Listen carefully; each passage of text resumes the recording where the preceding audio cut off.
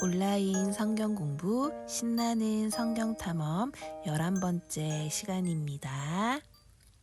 찬송가 422장 찬양할게요. 오늘은 무엇을 함께 공부하는 시간일까요? 우리 먼저 성경 말씀 읽겠습니다. 너희는 내 규례를 지켜 행하라. 나는 너희를 거룩하게 하는 여호와이니라. 레위기 20장 8절 말씀. 아멘. 구약성경 처음 5권의 책을 오경이라고 부르지요. 창세기, 출애굽기, 레위기, 민수기, 신명기 이 5권의 책은 모두 다 애굽을 탈출해서 광야를 지나 요단 동쪽편에 도착했을 때 모압 평지에서 있었던 일들을 기록하고 있습니다. 특별히 레위기는 지금 우리가 몇 주간 살펴본 이야기들, 바로 그 레위기는 1장부터 27장으로 이루어져 있고 크게 3가지 부분으로 나누어진다고 말씀드렸어요. 제사문서, 성결법전, 그리고 마지막 결론부에 이르르고 있지요. 레위기에서의 핵심 메시지는 바로 거룩이었습니다. 이 거룩의 주제가 제사, 성결법전, 절기를 통해서 하나로 어우러져 있는 것이지요.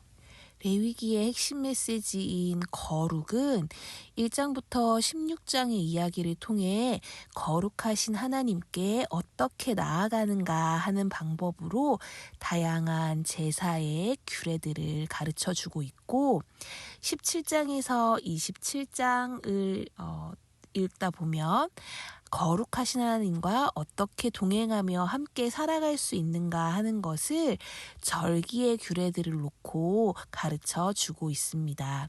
특별히 1장에서 27장 가운데 큰 부분을 바로 성결법전이라고 부르는데요. 이 성결법전 안에 절기에 대한 이야기들이 많이 나타나고 있습니다. 자, 그런데 지난주에 우리는 제사의 종류에 대해서 배우고 제사의 의미에 대해서도 이야기를 나누어 보았지요. 화면에서 보시는 것처럼 제사는 제물을 드리는 방법에 따라서 이름이 달라지기도 하고 제물의 종류에 따라서도 제사의 이름이 달라지기도 하고 또 어떤 예배인가에 따라 예배의 종류에 따라서도 제사의 이름이 달라지기도 합니다. 성경에 나타나는 많은 제사들이 도대체 무엇인가 하면서 궁금하셨던 것들이 많았을 텐데 그렇게 아마도 제물을 드리는 방법이나 제물의 종류나 예배의 종류에 따라 다양하게 불려지고 있기 때문에 우리가 조금 헷갈리고 어렵게 느낄 수 있는 것이지요. 그런데 사실 알고 보면 제물을 드리고 또 예배를 드리고 또 제사를 이루어내는 그 모든 것이 바로 한 가지로 귀결된다는 것을 기억해야 합니다.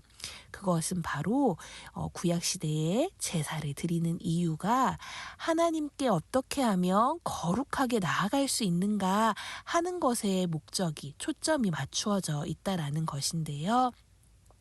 어떤 방법으로 제사를 드리고 어떤 제물을 가지고 제사를 드리고 또 어떤 목적을 가지고 제사를 드리고 하는 것들 그 모든 것들에 앞서서 우리는 이 제사를 준비하는 마음에 있어서 하나님께 나아가는 거룩함을 준비해야 한다는 것을 기억해야 할 것입니다. 그렇기 때문에 제물의 세세한 제물이나 제사 방법의 세세한 의미를 중요하게 기억하는 것도 아주 좋지만 제사를 드리는 이유에 대해서 분명히 살펴보면서 성경 본문 앞뒤 맥락을 유심히 살펴보는 것이 훨씬 더 우리에게 유익할 수 있다는 것이지요. 그렇지만 한 가지 조금 더 기억해야 할 것은 피 흘림이 없이는 죄사함이 없다라는 그 메시지 자체가 하나님께서 우리에게 주신 은혜의 메시지인 것을 기억해야 한다는 것입니다. 다양한 제사의 종류, 다양한 제물의 종류, 다양한 예배의 목적이 있겠지만 가장 중요한 것은 어떻게 하나님께 나아가는가, 어떠한 마음 자세로 하나님께 나아가는가, 규례들을 잘 지키며 나아가는가? 그 핵심이 바로 하나님께서 말씀하신 명령을 잘 지키며 예배 준비를 하였는가 하는 것에 있다는 것을 기억해야 할 것입니다. 하나님께서 우리에게 말씀하신 그 제사 규례의 가장 핵심은 바로 하나님을 사랑하고 이웃을 사랑하는 것이라는 사실도 잊지 말아야겠지요. 모든 제물이 예배에 따라 모든 제물이 달라지지만 하나님께서는 항상 예외 규정을 두셨습니다.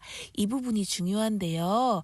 가장 중요한 것은 하나님을 사랑하는 마음이지 제물의 크기나 양이 아니라는 것이지요.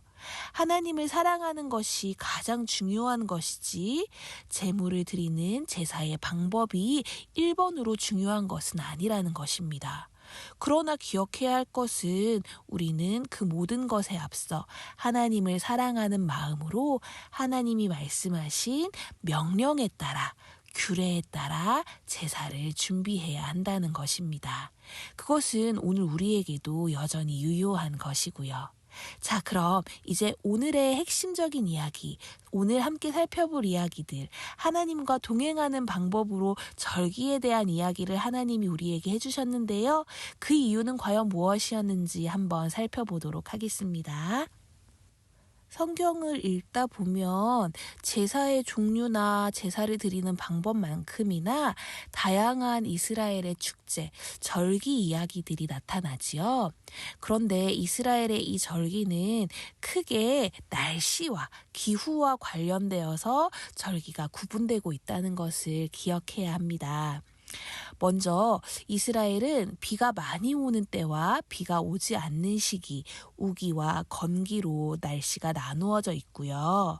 또 봄철과 가을철로 구분해서 봄철에는 곡식을, 가을철에는 과일을 추수하는 기간으로 이렇게 농사법에 따라서도 절기가 구분되고 있습니다. 이것들을 기억하면 다양한 절기들이 조금 쉽게 우리에게 다가올 수 있을 것 같아요. 보통 10월에서 3월에는 지중해 쪽에서 습기가 많이 있는 그런 바람이 불어오면서 비가 많이 내리는 기간이 시작되는데 이때가 바로 우기이고요. 4월에서 9월은 사막 쪽에서 뜨거운 모래바람이 불어오면서 대기가 대체로 건조해지기 시작합니다. 이때가 바로 건기에 해당하는 기간이 되는 것이지요. 성경을 읽다 보면 이른 비 혹은 늦은 비라는 단어를 가끔 만나게 되는데요.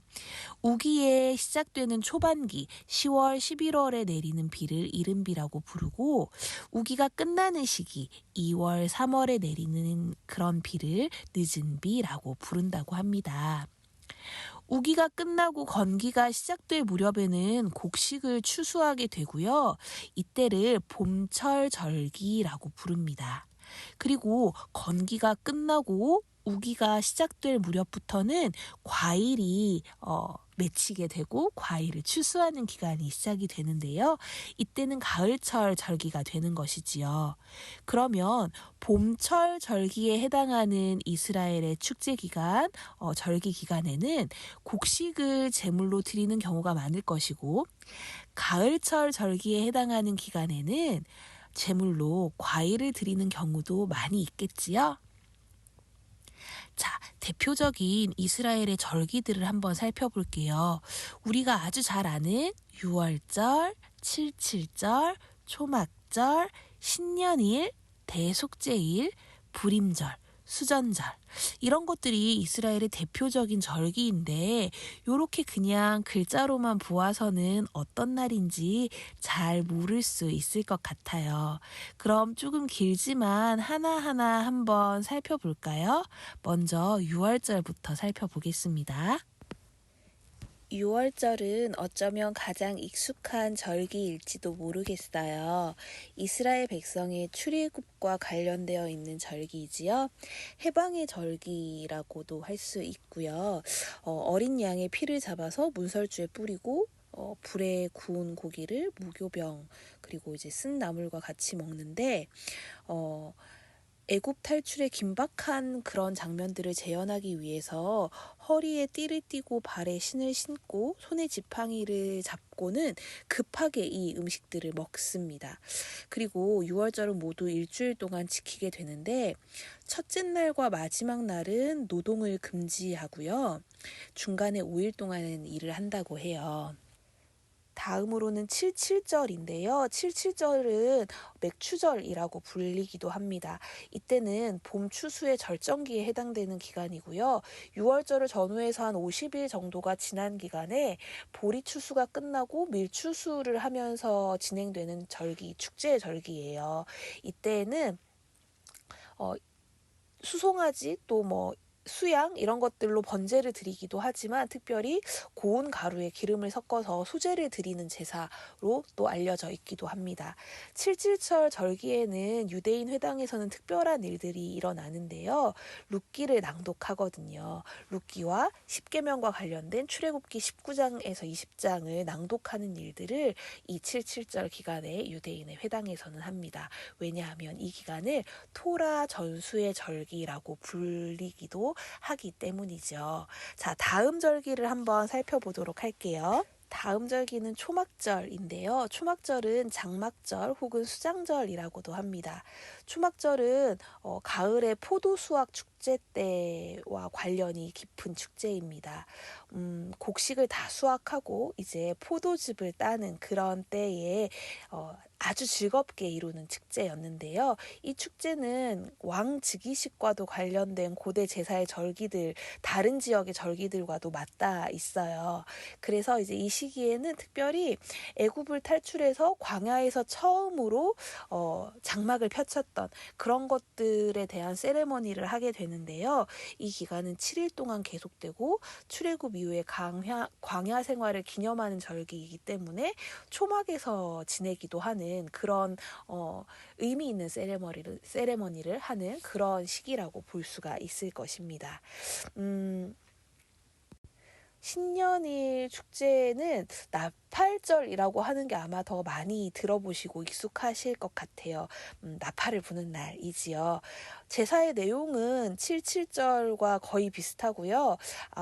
77절의 초막절의 서막이라고 생각을 하시면 될 것 같습니다. 아마도 바벨론 포로기 이후에 지켜지기 시작한 절기로 보여지고요. 다음은 또 하나의 중요한 절기, 중요한 날, 대속제일, 욤 키푸르라는 날인데요. 대속제일에는 이스라엘의 성전이 무너진 날을 기념하면서 좀 애통하고 금식하고 하는 그런 날입니다. 이 날에는 제사를 드린 다음에 지성소에 들어가서 제사장이 이제 백성들을 대신해서 속죄하는 그런 행사를 진행했던 것들로 조금 알려져 있기도 하고요. 다음은 에스더의 기도 때문에 유명해진 불임절입니다. 페르시아 시대 에스더의 기도로 이제 유대인들이 학살에서 구원을 받은 것들을 기념하는 절기이고요. 굉장히 즐겁게 즐기는 축제의 날이라고 할 수가 있을 것입니다. 아달월에 이루어지는 그런 양력 2월에서 3월 사이에 이루어지는 그런 절기이고요. 이때는 조금 아주 기쁘게 좀 흥청망청해도 되는 날들로 이렇게 기억하고 기념하고 있다고 해요. 지금까지도요. 그리고 수전절입니다. 수전절은 유다 마카비가 혁명에서 승리를 하고 다시 성전을 봉헌한 사건을 기념하면서 그렇게 즐기는 그런 날인데요.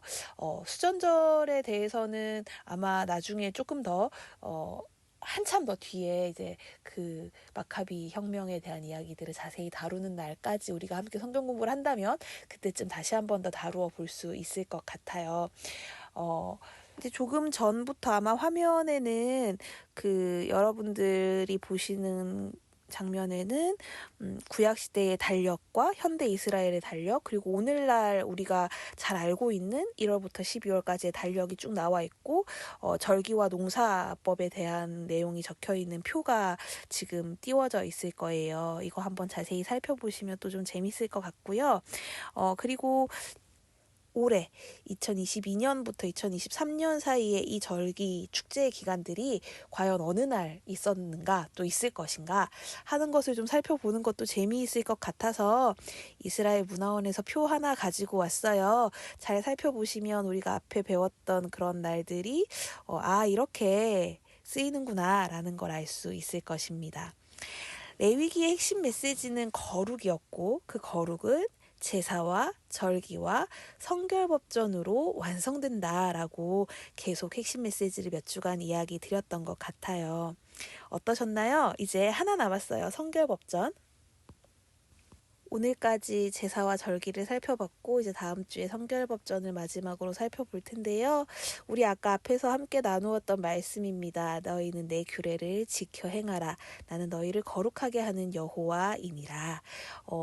이렇게 하나님과 동행하는 방법으로 절기가 부각되고 있는 이유는 무엇일까요?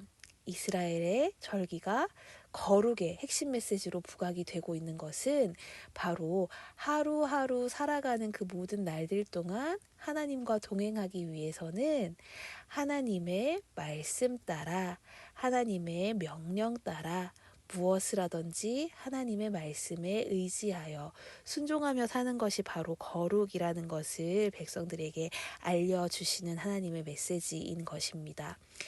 제사의 방법들을 살펴볼 때도 그러했던 것처럼 절기에 대한 이야기들을 할 때에도 다양한 절기의 제목이나 이름들이 되게 중요한 것처럼 보이지만 사실 그 속에서 가장 중요한 것은 하나님은 거룩하시고 우리도 그 하나님의 형상 따라 지음받은 존재이기 때문에 우리도 거룩하다.